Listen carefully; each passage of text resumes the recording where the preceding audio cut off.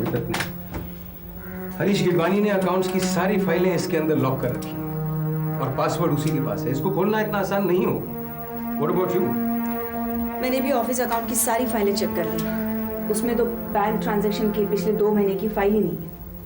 तो फिर बेटा हम क्या करें? जब तक वो फाइल्स मेरे पास नहीं आती तो मैं कुछ नहीं कर सकता। मुझे मालूम है कि अगस्त सितंबर के अकाउंट्स हरीश ने इसके अंदर लॉक कर रखे हैं, लेकिन इसको खोलना बहुत मुश्किल है।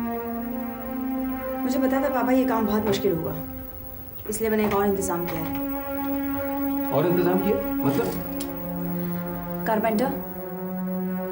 कारपेंटर? इसे यहाँ क्यों बुलाया बेटा?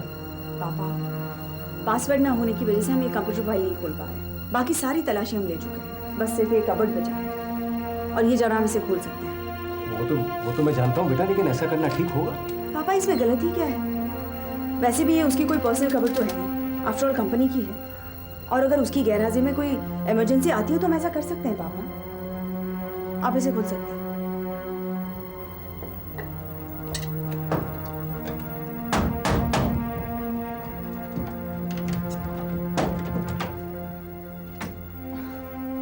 आप जाके अकाउंट डिपार्टमेंट से पैसे ले लीजिए। ठीक।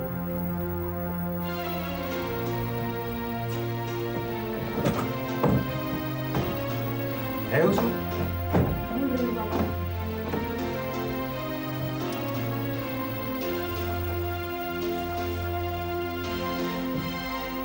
यस पापा, इसमें अगस्त सितंबर के एक्सपेंसेस की सारी डिटेल्स हैं। देखिए, अब हम इस फाइल के जरिए सारी इंफॉर्मेशन निकाल सकते हैं। गलत, बहुत गलत। बिना इजाजत के मेरी गैर हाजिरी में आप लोगों ने मेरे कबर्ड का लॉक तोड़ा। पूछ सकता हूं कि किस हक से आप लोगों ने ऐसा किया? देख रहा हूं मेरे पीछे बहुत तब्दीलियां हुई हैं। Mister Ravi Nayyar is here. So how are you mister Ravi Nayyar? Fine, thank you. Ravi Nayyar साहब यहाँ अपनी बेटी से मिलने आए हैं या फिर मेरे कबर्ड का लॉक तोड़कर मेरे पर्सनल ड्रॉअर की तलाशी लेना है? हरीश, तमीज से पेश आओ। मैं तमीज से पेश आऊं और आप लोग जो कर रहे हैं वो तमीज है? Good business manners is it? Harish, मैं समझ सकता हूँ कि यहाँ मेरी मौजूदगी से तुम्हें काफी तकलीफ हो रही है, लेकिन मैं तुम्हें यकीन दिला देना चाहता हूँ कि तुम्हारे और मेरे बीच में कोई कंपटीशन नहीं। मुझे एक जिम्मेदारी सौंपी गई थी। I am just doing my duty. चलो, कुछ तो तसल्ली हुई। अभी तसल्ली पूरी नहीं हुई हरीश। पापा यहाँ पर जया बुआ के भाई बनकर आए हैं और जया बुआ ने उन्हें ये जिम्मेदारी सौंपी। पापा ये जानना चाहते हैं कि पिछले 2-3 महीने से कंपनी का डाउनफॉल क्यों शुरू हुआ। कंपनी की चीफ एग्जीक्यूटिव की पोस्ट में संभाले 5 महीने हो गए हैं। अगर कंपनी का डाउनफॉल हो रहा है तो उसे कम से कम 2-3 महीने तो लगे होंगे ना? तो तुम ये कहना चाह रहे हो कि कंपनी का डाउनफॉल मेरी वजह से शुरू हुआ है? एग्जैक्टली। तो ठीक है, मैं भी तुम्हें ये बात साबित करके दिखाऊंगी कि इसकी असली वजह क्या है और कौन है। रूपाली, मुझे कोई एतराज नहीं, लेकिन जाते जाते मैं अपनी पर्सनल फाइल साथ ले जाना चाहूँगा। हाँ हरीश, ये फाइल यहीं रहेगी जब तक पिछले 3 महीने के अकाउंट्स ठीक से स्टडी नहीं हो जाते, एग्जामिन नहीं कर लिए जाते। ये फाइल यहीं रहेगी। But mister Ravi Nayyar, this is my personal file. ये फाइल कंपनी की है और इसमें उन एक्सपेंसेस की डिटेल्स हैं जो कहीं पर रिकॉर्डेड नहीं है। तो ये फाइल तुम्हें नहीं मिल सकती। समझ सकता हूँ कि आप लोग मेरे साथ इस तरह पेश क्यों आ रहे हैं। डेफिनेटली आप लोगों ने जया जी की परमिशन ली होगी ना? तो ठीक है, आप इत्मीनान से इस फाइल को इन्वेस्टिगेट करें और जब आपकी इन्वेस्टिगेशन खत्म हो जाएगी मुझे बता दीजिएगा, मैं आके अपनी फाइल ले जाऊंगा। Thank you. बेटा, इस फाइल में कुछ गड़बड़ है, यानी दाल में कुछ काला है या नहीं? पापा, इस फाइल के सफेद पन्नों में कालापन कहीं तो नजर आ ही जाएगा।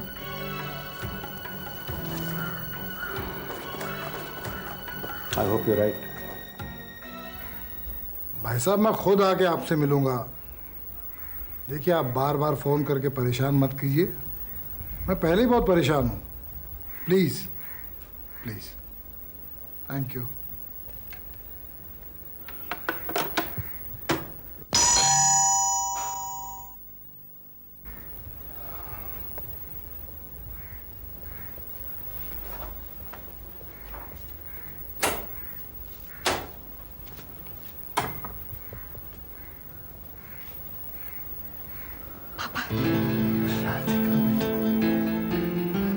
हाँ,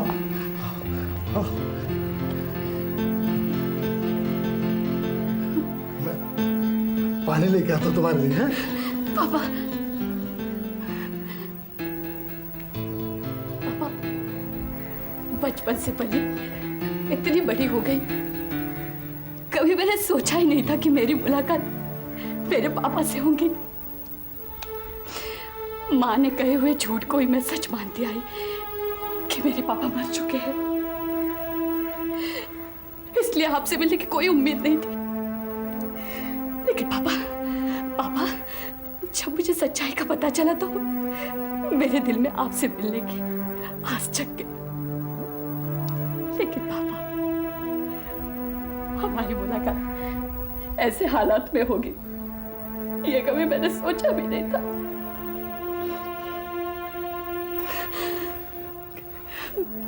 बेटे, हालात पर मेरा इख्तियार कभी था ही नहीं।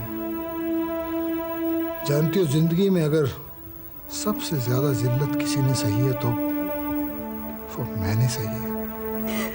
मैंने। एक तरफ मेरी वो बेटी है जो दूसरी बेटी के बारे में जानकर सदमे से पागल है, और दूसरी तरफ तुमसे मिलके मुझे जो खुशी होनी चाहिए मैं उसका इजहार भी नहीं कर सकता। शायद इसीलिए उस बेटी के लिए शर्मिंदा हूं जिसके सामने मेरा बरसों पुराना राज खुला है, जो यही सोचती है कि मैंने हमेशा उससे झूठ बोला है।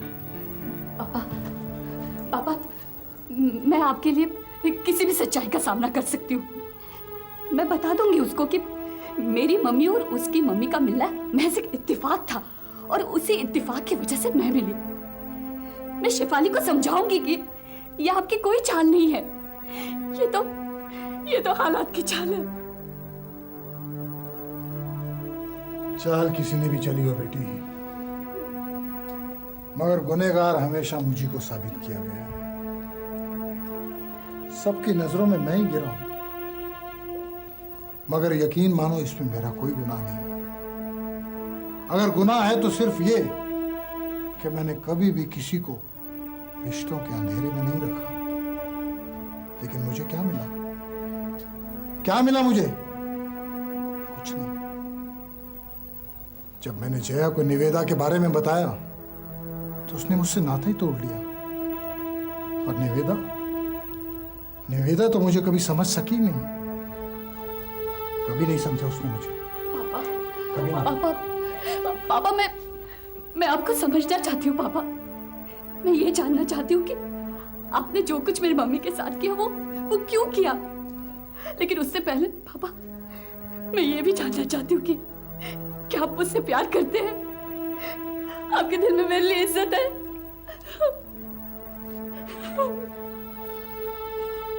बेटी, मेरा दिल तो तुम्हें गले लगाने के लिए बेकरार है, लेकिन उससे पहले मैं ये जानना चाहूंगा कि तुम्हारे दिल में अपने पापा के लिए जगह है या नहीं बेटी? जगह है या नहीं? पापा,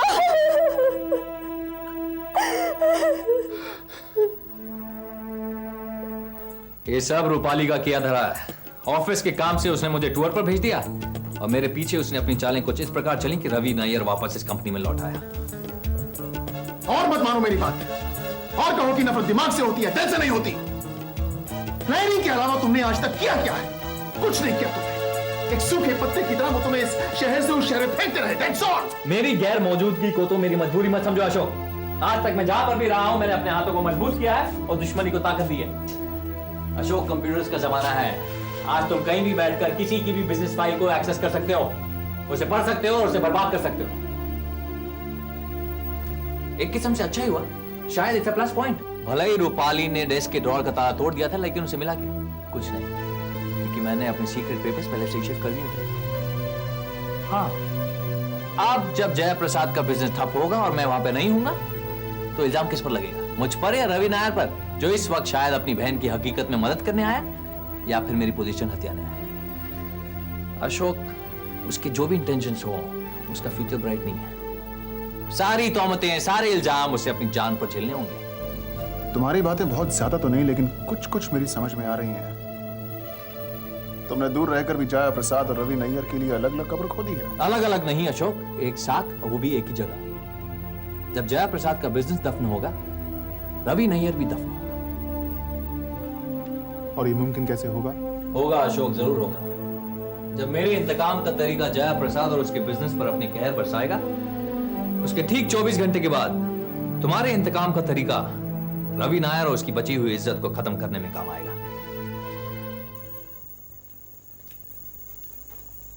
कहां से आ रही हो तुम? वहां से जहां पर मुझे बहुत पहले चले जाना चाहिए था। अगर आपने झूठ की दीवार ना खड़ी की होती तो बहुत पहले मैं वहां गई होती। ये वही दीवार है जिसकी वजह से हम दोनों महफूज हैं। जिंदगी के हालात से हम लड़ते रहे लेकिन कभी बिखरे नहीं। इसकी वजह जानती हो? क्योंकि हमने कभी किसी तीसरे की उम्मीद की ही नहीं। वो कोई तीसरे नहीं, वो मेरे पापा है। मैं नहीं जानती कि आप और पापा किन हालात में अलग हुए हो, और मैं जानना भी नहीं चाहती हूँ। मैं सिर्फ इतना जानती हूँ कि आज तक मैंने अपनी जिंदगी बिना बाप की गुजारी है, और वो सिर्फ आपकी वजह से। मेरी वजह से आज तुम जिंदा हो राधिका, और मैं भी जो जिंदा हूँ वो अपनी वजह से हूँ। वरना तुम्हारे बाप ने हमें रास्ते पे छोड़ दिया था मरने के लिए। जया प्रसाद से नाता जोड़कर वो इंसान ये भी भूल गया था कि उसकी कोई पिछली जिंदगी भी है। और ना ही आपने उनका इंतजार किया, ना ही उन्हें एक मौका दिया कि वो लौट कर आते। हो सकता है वो वापस आ जाते। जिस इंसान ने मुझे छोड़ दिया हो उसके लिए इंतजार मैं क्यों करूं? मैं अकेली जी सकती हूँ, दुनिया का मुकाबला मैं कर सकती हूँ। मैं इन रिश्तों की मोहताज नहीं हूँ, और वो भी ऐसे रिश्ते जिन पे कभी यकीन ही नहीं किया जा सकता। आज अगर तुम्हारे बाप को तुम्हारी याद आई है, तुम्हारे लिए प्यार जागा है, तो इसमें हैरानी की क्या बात है? इसमें हैरानी की कोई बात नहीं है, क्योंकि वो मुझसे प्यार करते हैं। नहीं, वो तुमसे प्यार नहीं करते। ये तो एक रास्ता है अपने गुनाह बख्शवाने का। वो चाहते हैं कि हम दोनों उन्हें माफ कर दें ताकि उनका गुनाह कम हो सके। ठीक है, अगर वो ऐसा सोचते तो इसमें गलत क्या है? अगर आप उनके गुनाह माफ नहीं कर सकती तो मैं माफ कर सकती हूँ। मेरे माफ करने से उनके गुनाह आधे तो हो जाएंगे। मैं नहीं जानती कि आप और पापा किस वजह से अलग हुए हो, और मैं जानना भी नहीं चाहती हूँ।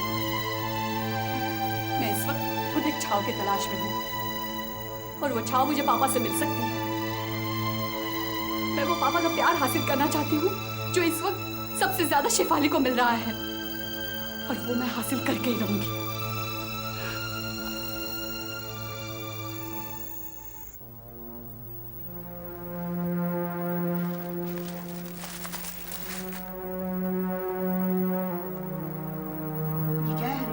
इससे पहले कि तुम मेरे नाम से अरेस्ट वारंट जारी करो, मैंने सोचा क्यों नहीं तुम्हें फूलों से नवाजा जाए। कम से कम इन फूलों को अपनी सजा के फरमान पे तो मत रखो। तुम कहीं वाकई सीरियस तो नहीं हो रही? तुमने मजाक तो नहीं किया?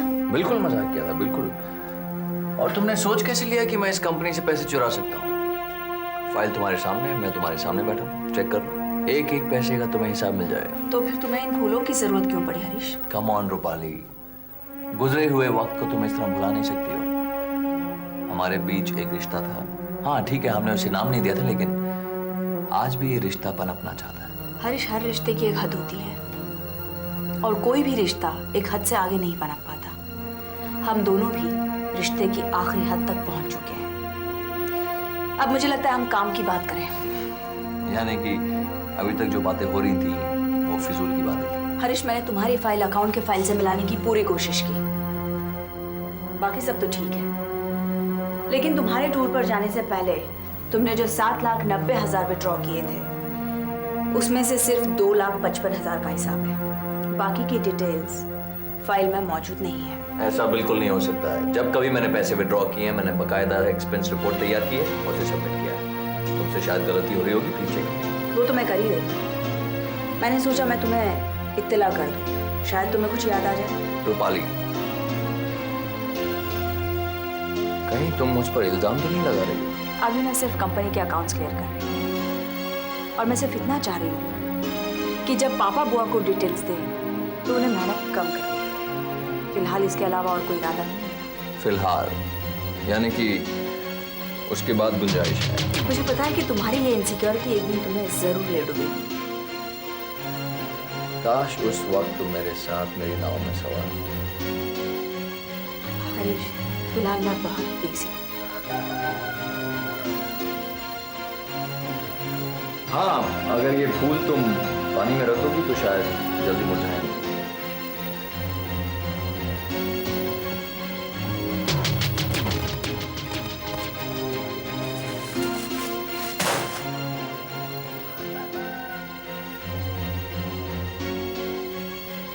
जया, जया प्लीज, मैं सिर्फ ये जानना चाहता हूँ कि मेरी बेटी शेफाली कहाँ है और कैसी है। जो कहना था कह चुके, अब जा सकते हो। जया, तुम हमेशा मेरे साथ इस तरह से क्यों पेश आती हो? तो जिस गुनाह की वजह से हमारा तलाक हुआ था, जिसकी सजा तुम बरसों पहले दे चुकी हो, तो फिर आज दोबारा किस लिए? जख्म कितना भी पुराना क्यों ना हो, दोबारा चोट लगने से खून बहता है। और तुम ये एक्सपेक्ट करते हो कि मैं तुम्हारे साथ अच्छी तरह पेश आऊं? यानी कि निवेदा और राधिका अगर हमारी जिंदगी में वापस नहीं लौटते तो हमारा रिश्ता यूं ही कायम रहता। कायम तो तब भी नहीं था इंदर, जहाँ ठहरा था वहीं रुका होता। इंदर, फॉर हेवन सेक्स, तुम अपनी जिंदगी जियो, मुझे अपनी जिंदगी जीने तो प्लीज। तुम्हारी जिंदगी पर तो मेरा हक कभी था ही नहीं, ना राज खुलने से पहले ना राज खुलने के बाद, क्योंकि तुम हमेशा तुम रही हो, हम नहीं बन पाए। थैंक गॉड कि मैं हूं और हम नहीं बन पाई। इसके लिए मुझे बहुत खुशी है, वरना मेरा क्या होता। Anyways Inder, I think we should just drop this stupid Indian conversation. लेकिन एक बात याद रखना, आज से मेरे लिए तुम सिर्फ एक अजनबी हो और कुछ नहीं। Is that clear Inder?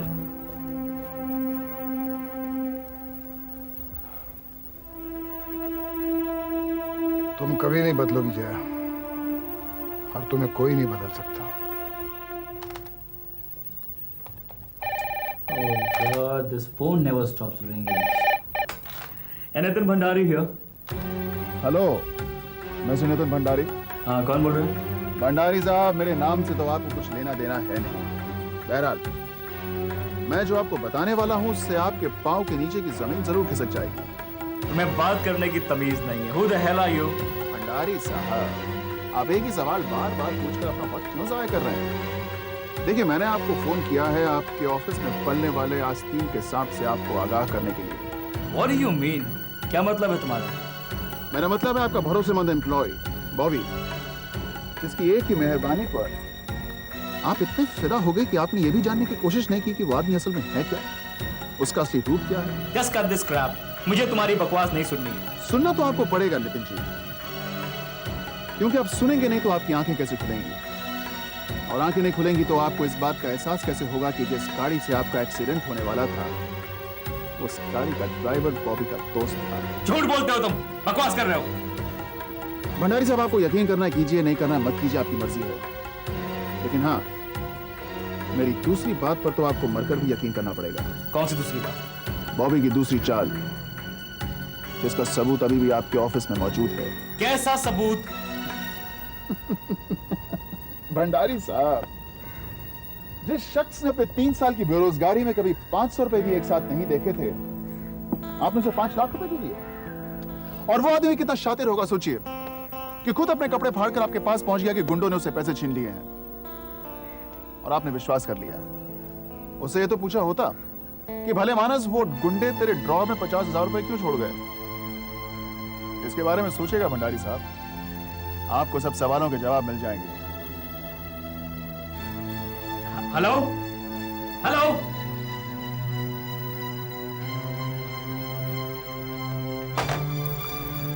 Bobby मेरे दोस्त,